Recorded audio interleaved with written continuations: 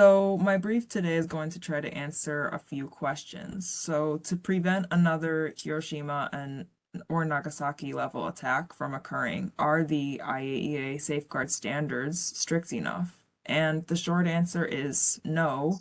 And in fact, the IAEA, what's called significant quantity values, many of you may probably already know about this term, are far too high.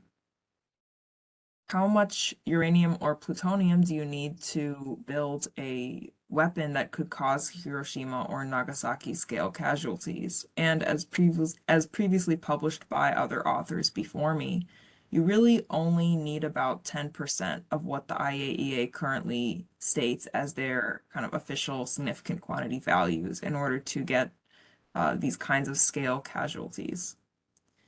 And how lethal might a 1 kiloton weapon, which is considered to be a low yield weapon, if detonated on the surface level as a ground burst, how lethal might this weapon be? And the short answer to this is basically if you drop it at surface level, this weapon of even this low yield, you can you can get Hiroshima or Nagasaki scale deaths that under the right conditions, uh, yeah, under the right conditions. So, and finally, of course, what are the policy implications of these observations? And the short answer again is that we might need to consider really lowering the IAEA significant quantity values in order to better reflect the amount of material that it takes to construct a devastating, although what's considered traditionally low yield weapon.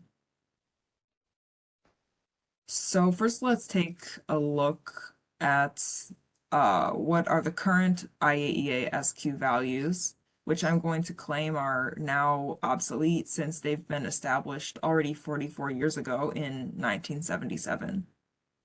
So the IAEA officially defines a significant quantity as basically the amount of nuclear material, which is in this case uranium or plutonium, and they have a couple other materials as well that you can technically make a weapon out of, but these are the two basic, most commonly desired materials to build a nuclear weapon. The amount of nuclear material that is required to build a nuclear weapon, and these values are 25 kilograms for uranium-235, and 8 kilograms for plutonium. So, for a little bit of history, how did the IAEA arrive at these values? And did they come from World War II era nuclear weapons? Well, the Hiroshima little boy weapon contained 64 kilograms of highly enriched uranium, and the Nagasaki, I should use the laser pointer maybe. Oh, I'm only familiar with, oh, here it is. Okay. And the Nagasaki Fat Man device is about 6 kilograms of plutonium.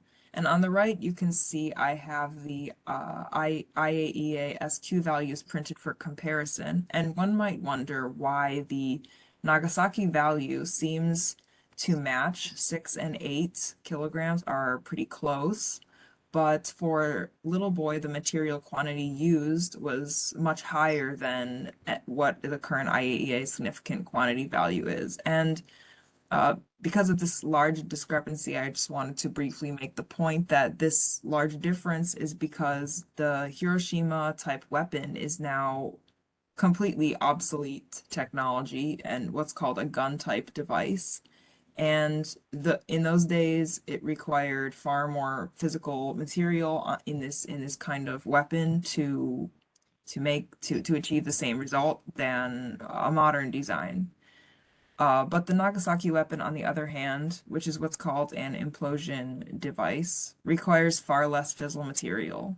And it's more similar to the devices that are used today, although of course now they're even much more advanced in advanced weapons countries.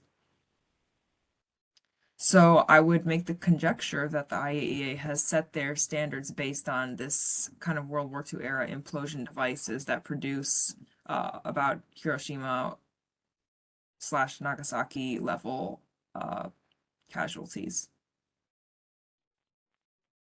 Yes.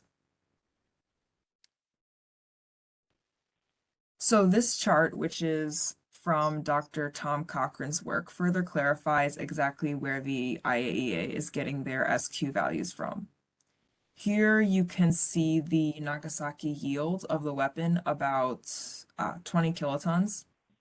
And with a low technical capability weapon, you might be able to build this with 6 kilograms using plutonium, and you have the 8 kilogram as a significant quantity value we talked about. So they roughly match as we talked before. And the SQ value is slightly higher because it's reflecting maybe some material loss during the weapons production process, but it's basically the same. So it seems that the IAEA SQ values are based on the material requirements of some low technical capability, outdated 20 kiloton implosion design.